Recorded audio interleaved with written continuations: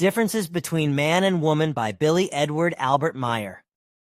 Between man and woman, there are very serious differences that already begin in the brain and lead up to the love life in a feeling-based and sexual form. The brain is especially the most mysterious organ of the human body, but also in respect to all other worldwide and universal life forms of all kinds and of non-human nature. With all of man's fictional terms like consciousness central or headquarters of the human consciousness and central control of the human spirit, etc., the human being can never do justice to all of the possibilities and capabilities of the brain because these are so widely listed that they lose themselves in the endlessness. With reference to the Earth human beings and their sciences, it must be said that, until today, they still gained no knowledge and understanding as to how thinking actually occurs through the brain. Nevertheless, however, the Earth human being's brain attempts to explain itself. This, however, necessitates primarily that one distinguishes between the male and female brains, because in truth, actually, enormous differences exist because the two brains deviate considerably from one another in their working and effectiveness structures. If one examines the anatomy of the brain of small children, then it becomes recognizable that with boys, these are decidedly larger than with girls. This also remains so until into adulthood, whereby men show approximately 100 grams more brain matter than women. However, in contrast to the male's brain, the female's is denser and therefore more compact. Contrary to the brain of the man, that of the woman contains consequently up to 14% more nerve cells in different areas. Contrastingly, the brain of the man shows more nerve cells than the woman in only just one area, and indeed in the hypothalamus.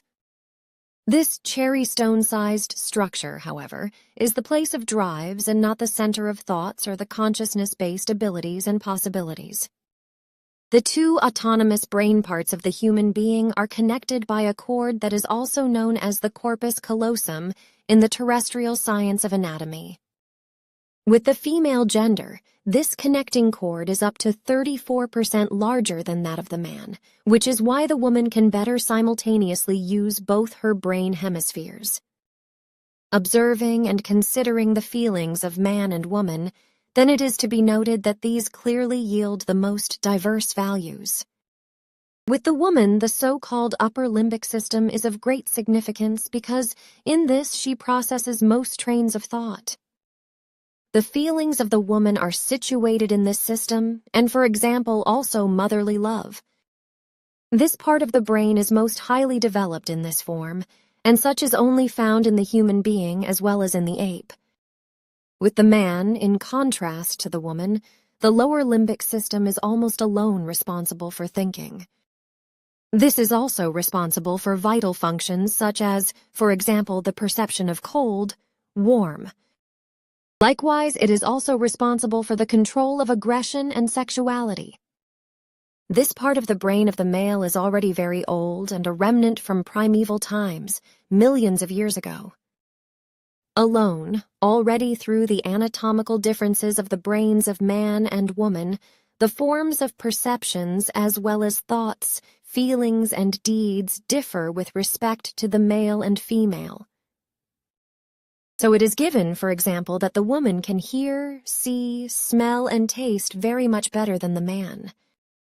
The world of the man is that of aggression and drives, whereas the woman is very much more oriented on quiet balance, peace, profound feelings and feelings for others, as well as on connecting relationships and their content.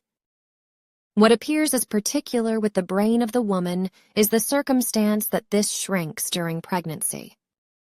However, the perception capability and thinking, as well as her social capabilities and attitudes, policies, and endeavors, suffer no harm because of it.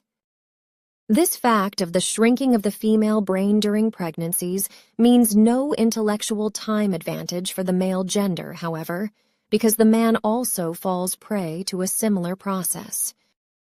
Namely, actually beginning at 45 years of age, his brain also shrinks, whereby also the capabilities becomes adversely affected. this quite visibly dwindles, and indeed in irrevocable form. The different temperaments are determined by hormones. Through the precisely measured outflow injection of male and female hormones, it is already determined in the womb, in which quantity the emergent human being, after his birth, owns male and or female characteristics and behaviors, etc. The female hormone estrogen leads to it that the person becomes more peaceful and more social, whereas the male testosterone makes one ready to take risks, more aggressive and dominant. Together with the hormonal influences, 3 further factors become evident which cause determining differences between man and woman, and indeed, in the form of equal rights and equality. These are vocational and social as well as the human discrimination in life and everyday life. This fact is based on a mistaken thought gone rampant since time immemorial that is committed by both the man as well as the woman. The man thinks that the woman must think, feel, act, and live just as he himself. However, on the other hand, the woman is caught up in the same seriously mistaken thought. Fact is that since primeval times, the man has available greater physical powers than the woman. Consequently, he also has more sweat glands than her. However, this increase of sweat glands is necessary because of the very much higher energy and heat exchange that is designated to the man through his heavier activities, which he normally has to exert, respectively, at least still had to exert in olden times, as there were not yet light jobs for the man, how this is the case in the present and widely effeminate world of men. The man also has available a better sense of direction than the woman, whereas the woman, however, again has a sharper eye for the human beings, and consequently also has a better overall ability to judge human nature if she is not exactly naive. On the other hand, the man is a poorer judge of the human nature, and with regard to a woman's sad expression, he is most extensively immune.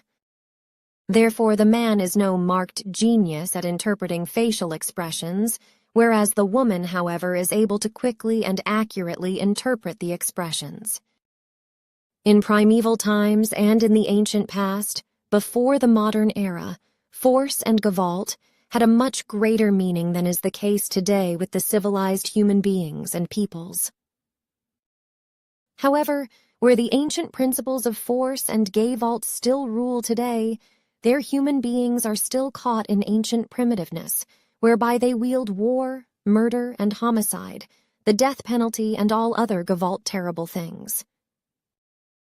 As a rule, the woman is lacking great physical powers as well as gavolt and such things, because from time immemorial she has been the guardian of social and human cohesion, whereas the man, from time immemorial, used his power in order to hunt, to fight, to rule, and to survive adventures, whereby aggressions and drives along with gavolt were his constant companions.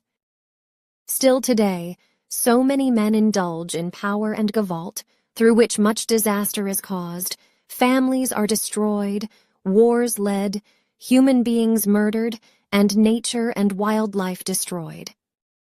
Often also alcohol, medications and drugs play an important role just as well as also a sudden change of drinking and eating habits, through which a negative change of body evaporation results, whereby, for example, unexpectedly, until now, good functioning partnerships of matrimonial, business, or any other form become destroyed, because the new and strange body odors appear unsympathetic, disconcerting, and destructive.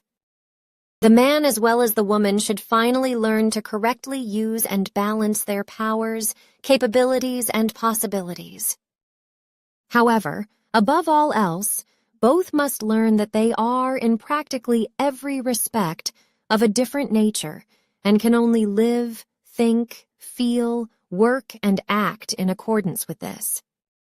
If man and woman would finally learn to accept their reciprocal differentness, then the first step would probably be done in order to strive for and, in the end, to bring about a real equality and equal rights of the sexes in reciprocal agreement. Connection of man and woman. English translation by Billy Edward Albert Meier. Connection of man and woman. Man and woman and their relationships to one another, neither one nor the other must be indifferent, because together they guarantee the progress and survival of humankind. Both can avoid each other, in fact, and go on their own ways being single, however, from the moment that they bring forth feelings for one another and care for one another. Reciprocal obligations also arise to which respect must be given, and that must become fulfilled. Man and woman must not only oppose each other kindly, but also honor each other and behave humanely to one another in order to be able to guarantee an agreeable and dignified life together. Neither man nor woman may be dominating and ruling over the other, but a constant equality and equal rights must be perceived and maintained. Neither man nor woman are allowed to take advantage or to cheat, to mistreat, suppress, or become harmed in some other way, and in every case, both are always to be esteemed and treated as human beings. Whatever is done between man and woman should always be decent, humane, and correct, and indeed irrespective of whether a bond exists between them or not. Therefore, before each deed and before each word, quiet and thorough consideration should be given whether or not it is right to act or to speak. Therefore, man as well as woman should always ask if that, which should be done or said, would they themselves also be able to endure if it was said to them or another. And always, what one or another is instructed to carry out, it should first be thought over whether the task could be fulfilled by oneself. Therefore, a connecting relationship between man and woman is not just an empty, stale word, but in each form is a profound commitment that two human beings enter into for one another. And first, when man and woman set down their relationships for one another into obligatory form, can it become clear what is human, correct, and rational. Each human being, whether man or woman, is connected to the other gender and every other human being, through which all human beings are obligated to one another, which, however, especially comes to validity in the connecting between man and woman. The connective relationship is both in the treatment as well as in keeping the word in honor. Consequently, one should not address the other the way one pleases, because the word also needs respect. Subsequently, only in an emergency should a voice become drowned out with a plausible and logical objection. However, it should not also be that much is spoken, and with it nothing is said, whereby the other side is driven into anger, impatience, and confusion. In fact, it is already the reason to search for a short and succinct, relevant speech which one considers as good manners. However, over and above that, it is to be heeded that the word's worth goes so far that this is the right of the person speaking to not have their speech interrupted if it isn't called for by logical necessity. This should be valid between both man and woman as well as between all human beings. And it is in the special connection between man and woman that this action is so required, because the same rights should apply to both. However, in the connection, the virtue of the gratitude shall also be given for and towards one another, but also not by exaggerating the virtue, the demands, and the giving of thanks. When a connective relationship exists between man and woman, also between other human beings, then they do not speak badly against each other and above one another. An honest connection among themselves does not let bad and evil words arise, because sincere feelings emerge from sincere thoughts that reach to the other. If the other human being is sensitive, then he or she feels the strength of the thoughts and feelings that are brought to him or her, and he or she is also able to read these in the face. Namely, the face of the human being is like a mirror which reflects what is brought to him or her in thoughts and feelings. And how important, therefore, is a basic honesty and profound connection between man and woman that lead a life and a family together. But in their connected relationship, they are a unity with equal rights, even when the world, with many unconnected human beings, resembles a madhouse in which the relationship and connection are often only empty phrases. As unfortunately, the reflections of the inner nature of the human beings are evident in their faces. So much appears to be hidden for the human being, but in reality everything is obvious, or at least everything comes to light sooner or later and becomes evident. How great is the power of connection of man and woman very rarely becomes considered, always presupposing that the connection of the relationship is honest, deep, and conscious, because only through these can an equal rights occur that is both progressive and humane. If this connection is not given, then bad and evil emerge, whereby not many are able to keep on the right path of the life and the progress, because they change for the worst and defame each honest connection of man and woman as well as among the human beings.